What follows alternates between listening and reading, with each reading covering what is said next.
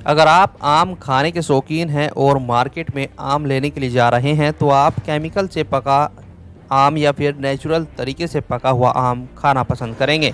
अब यह आपके मन में एक सवाल पैदा करता है कि आखिरकार केमिकल और नेचुरल आम की पहचान कैसे करें।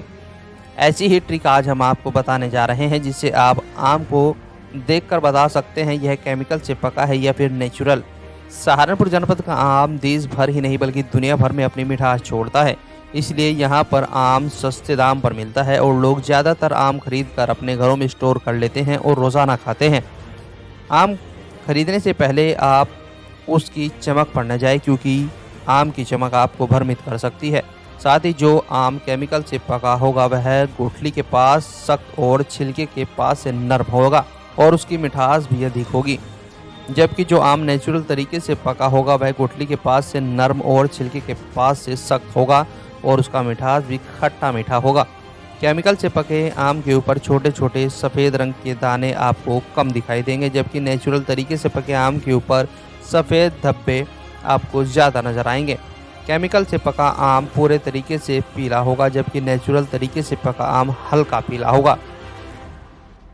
देखिए, आम एक तो नेचुरल पकता है और दूसरा कुछ ऐसे गैसें आती हैं, गैस वाले केमिकल आते हैं, अगर उसमें रख दिया जाता है तो उससे भी प्रेशर से पकता है ज़बरदस्ती।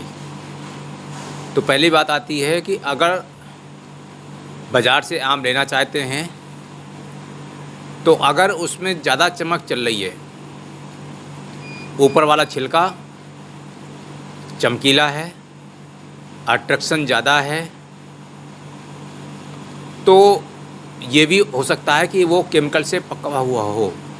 लेकिन जब उसका छिलका उतारते हैं तो अंदर का जो पोर्शन है वो टाइट होता है और जैसे जैसे गुठली की तरफ जाते हैं वो टाइट बढ़ता जाता है, कड़ापन बढ़ता जाता है, ज़्यादा गलता नहीं है ऐसा आम।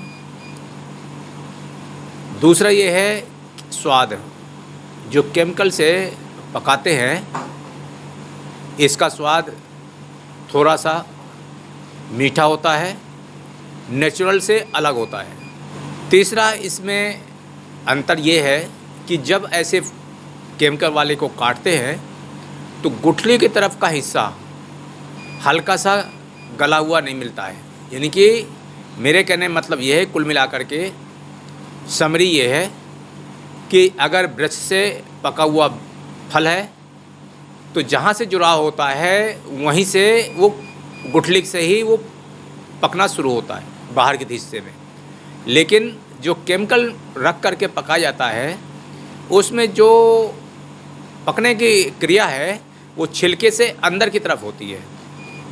तो इस तरीके से आप पहचान कर सकते हैं